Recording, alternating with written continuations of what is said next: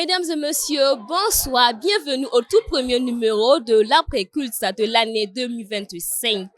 Aujourd'hui, nous avons le privilège de recevoir deux invités spéciaux qui seront chargés de revenir sur les grands points du message d'aujourd'hui. J'ai à ma droite monsieur Moïse Milogo. Bonsoir, monsieur. Bonsoir. J'ai à ma gauche le frère Michael Bagré. Bonsoir. Bonsoir. Le révérend Emmanuel Kemtore est revenu sur l'introduction du thème de cette année, la régénération, en se basant sur le livre de Jean 3 au verset 3. Monsieur Miloro, dites-nous, selon votre compréhension du message, comment peut-on définir la notion de la régénération selon la parole de Dieu? Alors, dans le développement du message du jour et même en rapport avec ce qui a déjà développé les jours passés, alors il est ressorti clairement que la régénération, c'est en fait la nouvelle naissance et c'est un principe par lequel nous devons vraiment changer de façon ou de manière de faire, de vivre dans nos comportements de tous les jours. Voilà, parce que si nous disons que nous faisons partie du royaume de Dieu, alors on doit vraiment le sentir en nous, le voir en nous dans tous les aspects de notre vie, que ce soit en privé ou en public. En tout cas, les gens qui nous observent, on doit savoir que vraiment, effectivement, nous avons changé et ce de façon positive. Et pour moi, c'est ça vraiment ma compréhension de la régénération. Merci, Monsieur Milogo. Monsieur Le Bagré, dites-nous, selon votre compréhension, qu'est-ce qu'on peut retenir sur le thème de la régénération? Alors, parler de régénération fait appel à la nouvelle naissance. Nouvelle naissance dans le sens qu'il faut accepter, crucifier notre vieil homme.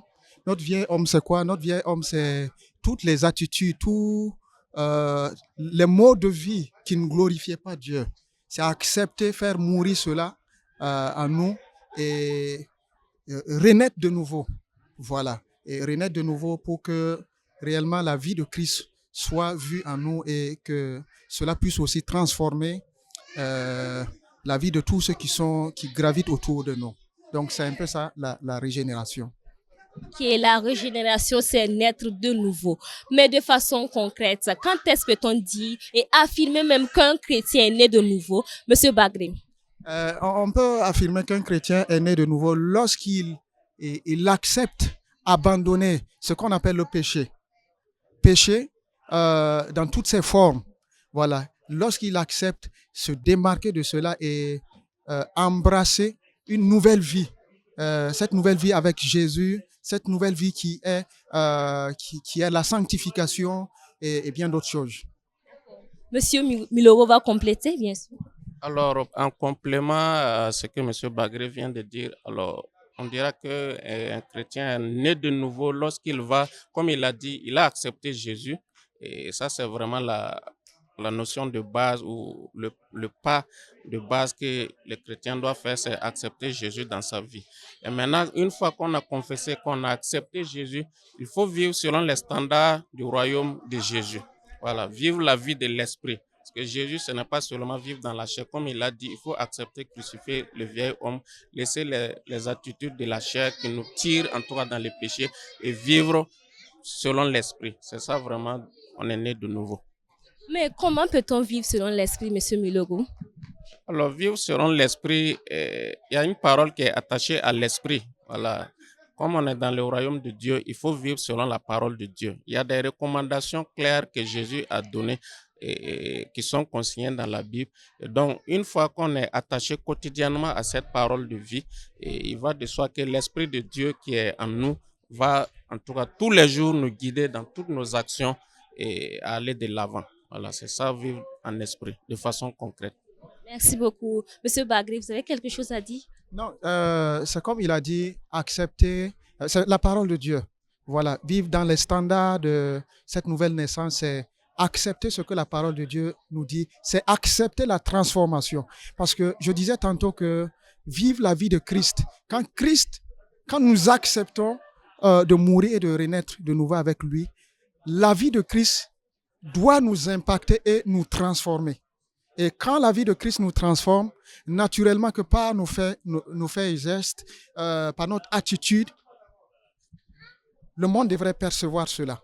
Voilà, donc c'est obéir à la parole de Dieu. Voilà, c'est l'un des moyens les plus efficaces. Voilà. Ok, vous avez dit dans vos interventions que si nous naissons de nouveau par nos attitudes, nous devons observer la transformation. Mais un chrétien qui nous suit de l'autre côté peut se poser la question, est-ce que je suis vraiment né de nouveau? Comment je peux expérimenter ou expliquer ou démontrer le monde entier que je suis réellement né de nouveau? À travers les transformations, quelles transformations on peut observer de façon visible et tangible en un chrétien né de nouveau, Monsieur Milogo?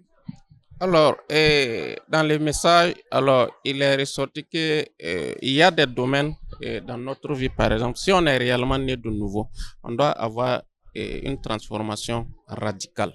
Voilà. Il dit que il y a 3 catégories de personnes devant lesquelles on peut pas mentir en réalité. Ceux avec qui on vit, ceux avec qui on travaille, et il y a ceux qui nous suivent. Voilà, on peut pas, c'est dire notre vie en privé, eux ils le connaissent. Maintenant, si nous présentons une vie publique qui n'est pas celle qui est en privé, ça veut dire qu'il y a quelque chose qui ne va pas. Voilà. Donc pour moi, si nous disons que nous sommes réellement nés de nouveau, voilà, on doit avoir une vie privée qui va de pair avec ce que nous présentons de façon publique. Voilà, il ne doit pas avoir voilà, 2 couleurs. C'est ce que ça veut dire. Donc, on est vrai, on est vrai. On ne peut pas être vrai publiquement et puis dans le privé, on joue au faux. Ça, c'est pas... Il y a quelque chose à revoir à ce niveau. Donc, pour moi, les deux doivent aller ensemble.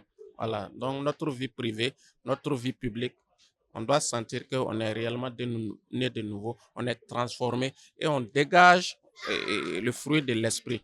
Et c'est visible, c'est pas caché. Voilà, même les païens qui nous observent, ils vont savoir que vraiment lui là, voilà, sa façon de faire là, il est réellement né de nouveau. Voilà. Notre vie privée, notre vie publique doit être la même. Monsieur Bagré, pour ajouter à son intervention, qu'est-ce que vous pouvez dire de façon concrète pour qu'on puisse dire qu'un chrétien est né de nouveau, la transformation qui doit s'opérer dans sa vie? D'abord, il faut savoir que la nouvelle naissance ne peut pas être clandestine. Voilà, on ne peut pas aussi la vivre par procuration. Donc, c'est à nous c'est déjà les signes précurseurs qui vont montrer que nous avons été transformés, c'est dans le changement de notre attitude, notre comportement. C'est-à-dire que tu vivais avant dans le péché, tu l'abandonnes. Tu vivais dans le mensonge, dans le vol, tu l'abandonnes, tu le quittes. Et le fait de quitter va naturellement produire des fruits et ceux qui sont aux alentours de nous verront ces fruits. Voilà. Et bon, peut-être que c'est encore plus facile quand on fait une forme d'introspection à nous-mêmes, pour voir est-ce que nous portons vraiment ces fruits.